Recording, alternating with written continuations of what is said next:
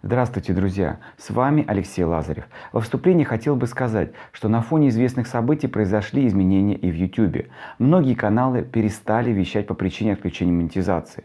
Для кого-то это был, можно сказать, основной источник доходов. Люди ищут альтернативу, их право. И вообще нависла угроза отключения YouTube. Но я не могу оставить своих подписчиков, пациентов, которые меня смотрят, тем более в такое нелегкое время.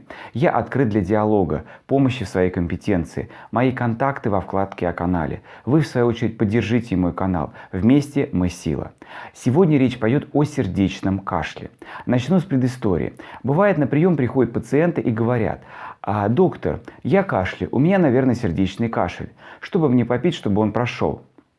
В основном это женщины средних лет. И это логично. Они более любознательны, они чаще делятся друг с другом о своих болезнях, они активно ищут информацию в интернете и, конечно же, находят симптомы, которые потом находят у себя. А самое интересное, что при осмотре у таких пациентов, как правило, нет причин для сердечного кашля.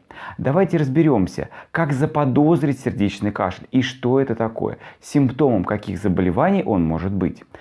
Кашель – это всегда симптом. Он может быть при большом спектре заболеваний. Но кашель при разных заболеваниях имеет свои особенности. Например, он может быть сухим, это значит без мокроты, или влажным, то есть с мокротой, и даже с прожилками крови. Может быть приступами или постоянным, может сочетаться с одышкой, повышением температуры тела, болями в грудной клетке. Как раз совокупность этих симптомов помогает заподозрить ту или иную патологию. Остановимся на кашле, который имеет отношение прежде всего к сердечным патологиям. Какие у него особенности. Но прежде чем перейти к этому разделу, несколько интересных случаев из практики.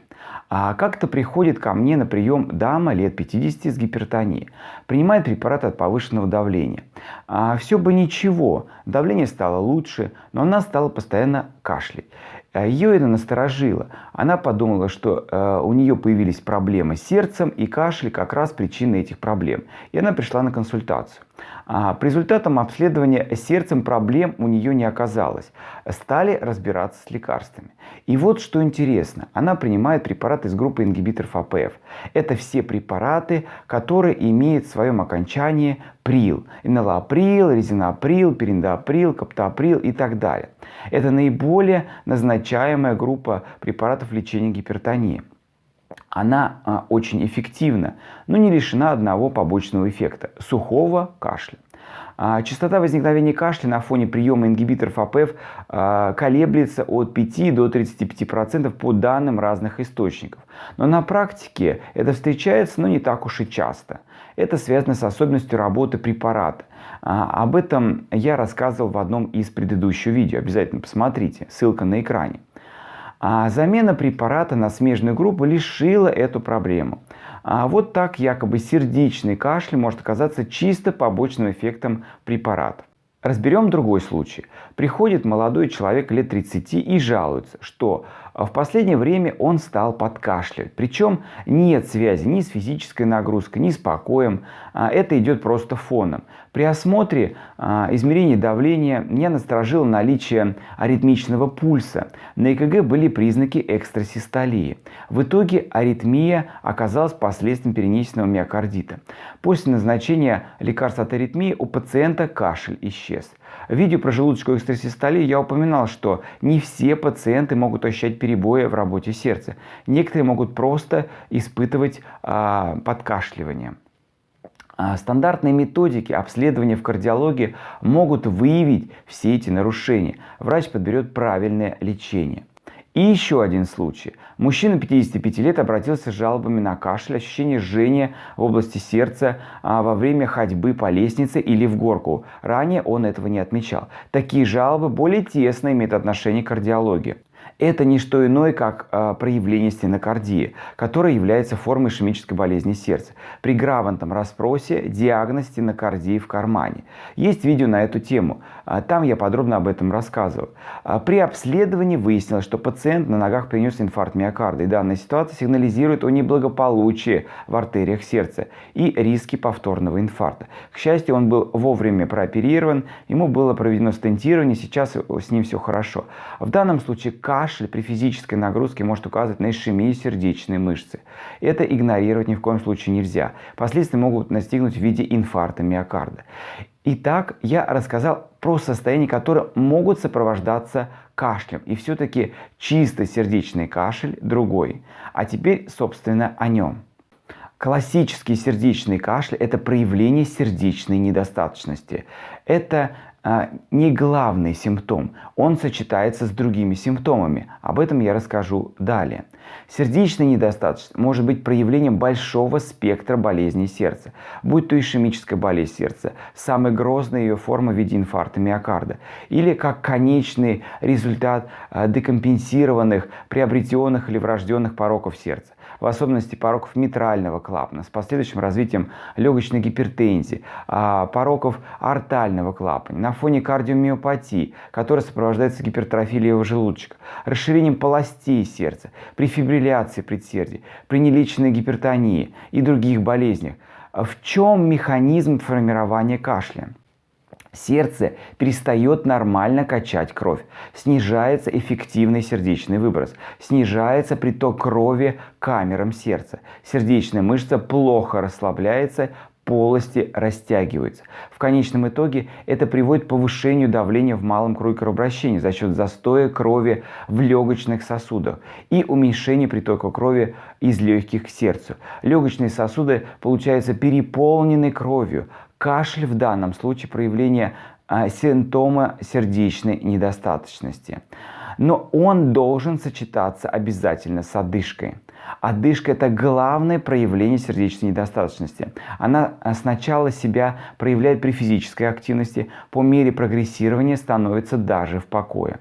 Человек с сердечной недостаточностью быстро утомляется при малейшей активности. Он бледен, характерна синюшность губ. У него повышается частота сердечных сокращений, это тахикардия. Появляются отеки ног. В запущенном случае происходит скопление жидкости в плевральной полости, в брюшной полости, в перикарде. Человек прибавляет в весе буквально ежедневно. А теперь рассмотрим, как отличить сердечный кашель от легочного и любого другого кашля. Сердечный кашель не сопровождается повышением температуры тела, простудными явлениями, похуданием, выделением обильного количества мокроты. Сердечный кашель – это симптом, который протекает на фоне одышки, отеков. На ранних стадиях, кстати, их может еще не быть. Усиливается в положении лежа. Это очень важно. Поэтому больные сердечной недостаточностью вынуждены спать полусидя. Горизонтальное положение ухудшает состояние. Кашель и одышка усиливаются. Ночь для них – это самое страшное время. В ночной период часто развиваются приступы удушья. Такое состояние называется сердечной астмой. Оно требует незамедлительной врачебной помощи, иначе оно может перейти в отек легких. В начальной стадии сердечной недостаточности кашель, как правило, сухой, но может быть с прожилками крови. Это характерно для больных с ревматическим поражением митрального клапана. Наоборот, легочный кашель, он с мокротой, он не зависит от положения тела, физической активности, он может быть в течение дня. Но мокроты, как правило, больше всегда после сна. Она есть также на протяжении дня. Легочный кашель может улучшаться на фоне лечения противокашлевыми препаратами, ингалятора с бронхорасширяющими веществами. Для сердечного кашля это бесполезно. При сердечном кашле нитропрепараты, это нитроглицерин, нитроспрей, кардикет и другие препараты могут улучшить состояние, уменьшить симптомы. А еще такой момент. При сердечной одышке трудно вдохнуть. При легочной одышке трудно выдохнуть. Наиболее часто проявление легочного кашля, удушья – это приступ бронхиальной астмы. Для нее характерно дистанционные хрипы, слышимые на расстоянии. Для сердечного удушья это только возможно на стадии развития отека легких. Допустим, предположим, что кашель имеет сердечного происхождения. Что важно в диагностике? Чтобы подтвердить сердечное происхождение кашля, достаточно 4 исследований. Во-первых, обязательно требуется снятие ЭКГ. Что может показать ЭКГ?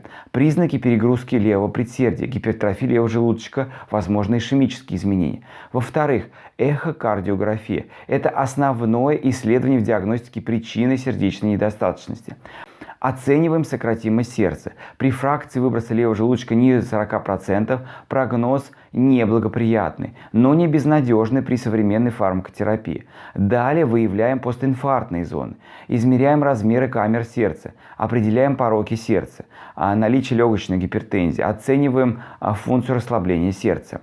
При нормальной эхокардиографии диагноз сердечной недостаточности маловероятен. В-третьих, необходимо провести рентгенографию грудной клетки, а не просто флюорографию. Если это исследование выполнено до эхокардиографии, то можно уже предположить сердечную недостаточность. Легкие будут застойны, тень сердца будет расширена, жидкость может быть в плевральной полости, в перикарде. Все это на рентгене хорошо видно. И четвертое. Для окончательной постановки диагноза сердечной недостаточности нужно сдать кровь на мозговой натриуретический пептид или его концевой фрагмент. Это BNP или ProBNP, соответственно. Повышение этого пептида в крови с измененной эхокардиографией с высокой вероятностью указывает на наличие сердечной недостаточности. И наоборот, при нормальных показателях мозгового натриуретического пептида диагноз сердечной недостаточности маловероятен. Таким образом, сердечный кашель имеет свои четкие критерии. Он сопряжен с симптомами сердечной недостаточности. При подозрениях на сердечную природу кашля необходимо провести своевременную диагностику, чтобы выяснить причину развития сердечной недостаточности. В настоящее время сердечная недостаточность при адекватном лечении не приговор. Современная терапия или вовремя проведенная кардиохирургическая операция способны продлить жизнь таким пациентам на годы, если это не терминальная стадия. Важно понимать, что однолетняя выживаемость больных с тяжелой сердечной недостаточностью составляет не более 50%. Поэтому ранняя диагностика сердечных болезней и своевременное их лечение очень важны. Это позволит избежать перехода многих сердечных болезней в сердечную недостаточность и сохранить активное долголетие. Будьте здоровы, берегите себя, подписывайтесь на мой канал, нажимайте колокольчик, чтобы первыми узнавать о новой, современной, актуальной информации в мире кардиологии. Пишите комментарии, задавайте вопросы, ставьте лайки, поддержите мой канал. Вы можете записаться ко мне на консультацию, пройти у меня кардиографию. Контакты клиники в описании к этому видео. Напишите, насколько полезной была эта информация для вас. До скорой встречи!